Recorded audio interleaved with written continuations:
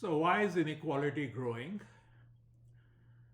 And I'm going to now present a double onion model of growing inequality. So this is from data about the US mainly, but it's also applicable to other industrialized countries and also industrializing countries. So let's just take a look at the data. It's quite interesting. I mean, these are just thoughts I had in my head. And at some point I said, okay, why don't I take a look at the data and see if this is really true? And it was. Okay, so this is what I found. Now, these are market capitalization of firms from 1990. And the top firms are ExxonMobil, IBM, Walmart, Bristol Myers, Lowe's, and those are the top five, and then so on. Okay, 1990, this is the market capitalizations of the different firms. Fast forward to 2025, and these are now the market capitalizations. And what are the top firms? Apple, Nvidia, Microsoft, Alphabet, Amazon, Facebook, Tesla, and so on. Okay, now here is a statistic. We should make it set up. Okay, so let's look at the ratio of the sum of market capitalizations of the top 10 firms to GDP, and this is all in nominal dollars. Market capitalization of the top 10 firms in 1992, if you add them up, it was $530 billion. GDP was about $5.9 trillion, and the ratio was 8.89.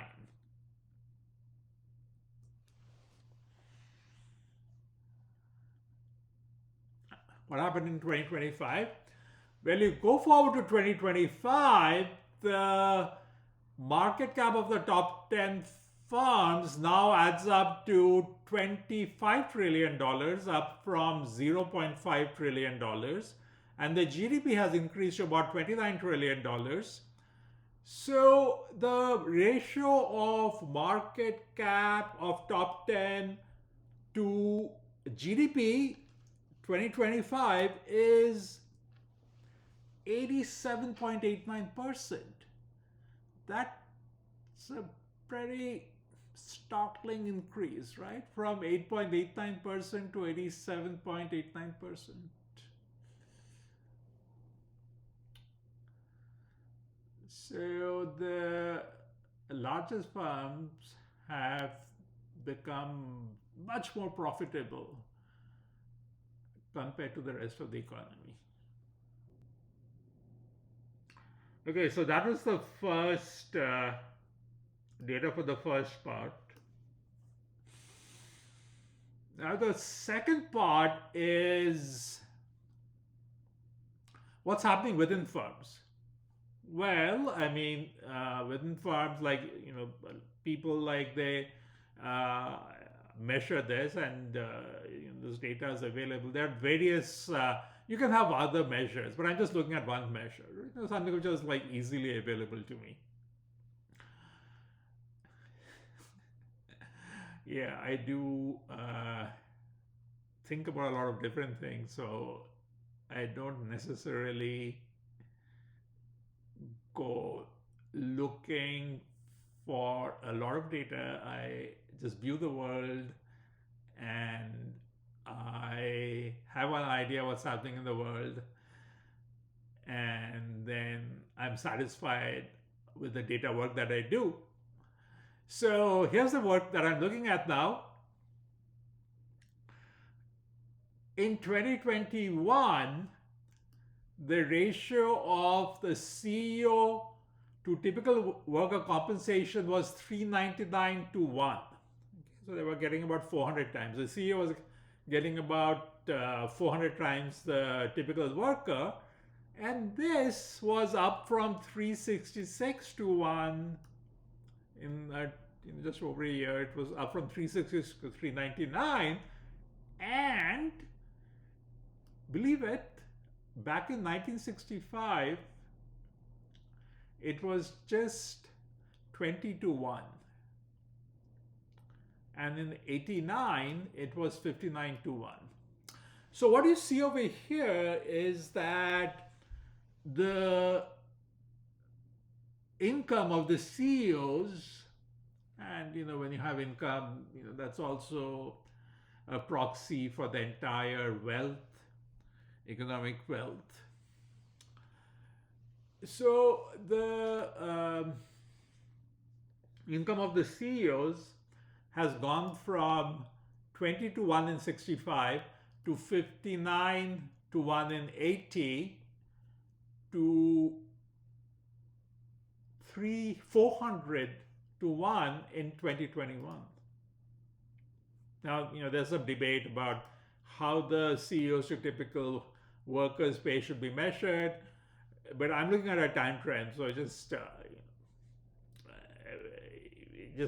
yeah, it's true that the differences in pay is really escalated very much through time.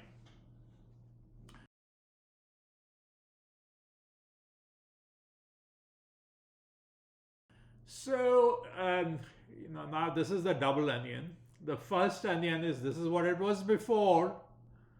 This is what firms were like before. There was some amount of inequality. Some firms were,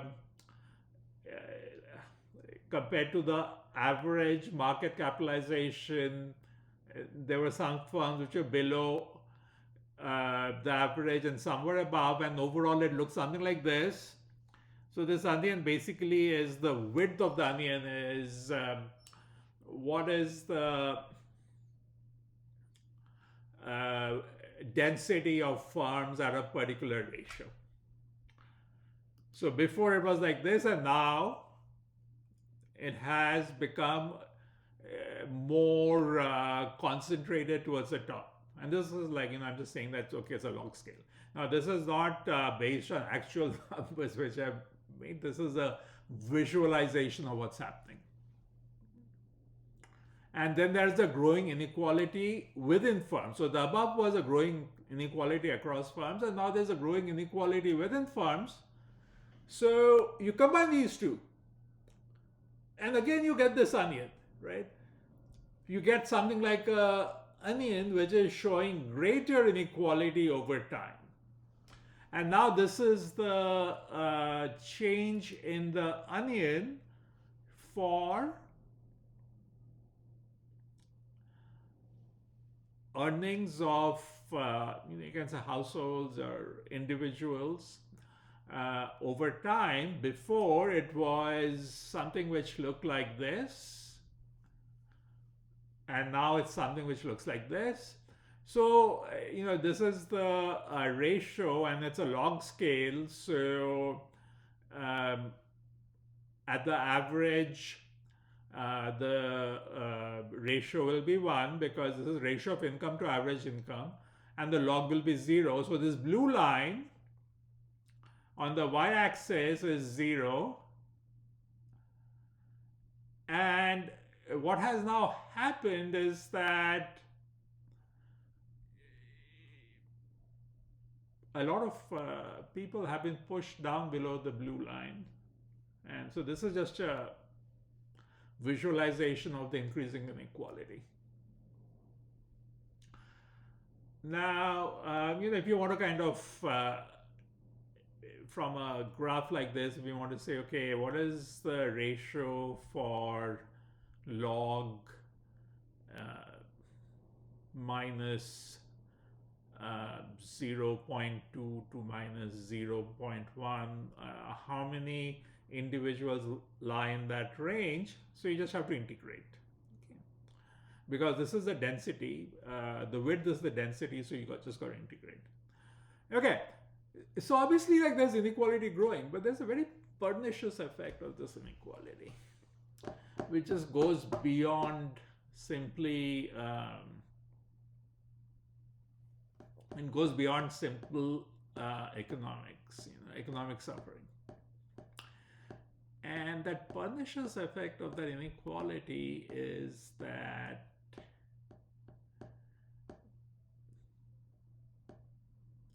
couples in financial distress are more likely to see their relationship fail. And what this diagram is also saying is that this increasing inequality is pushing people, this red line. This red line, I'm just, again, it's a visualization. So the red line I'm saying is a minimum income ratio below which finances will cause severe stress in a majority of relationships. And what is happening is that as that stress increases because of growing inequality, more and more couples find their relationships fail. Is it really true that economic hardship leads to greater failure of relationships? Well, I found some interesting data. That's just a thought I had, and then I found some data. I found these graphs.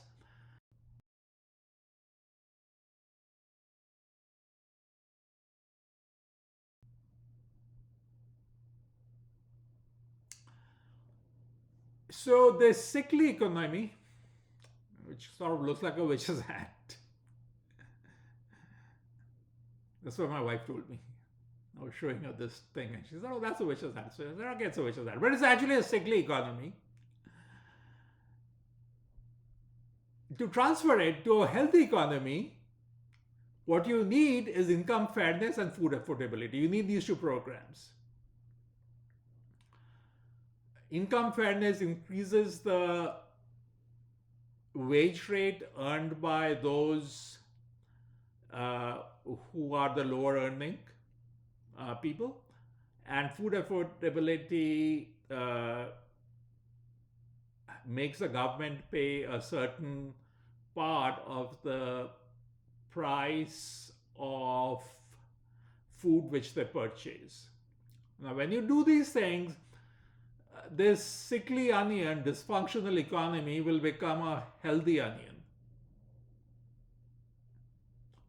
Okay, what is also you can see over here, which is also a thing that we need for a healthy economy, is that there is this area at the bottom which is green. And what is that green region?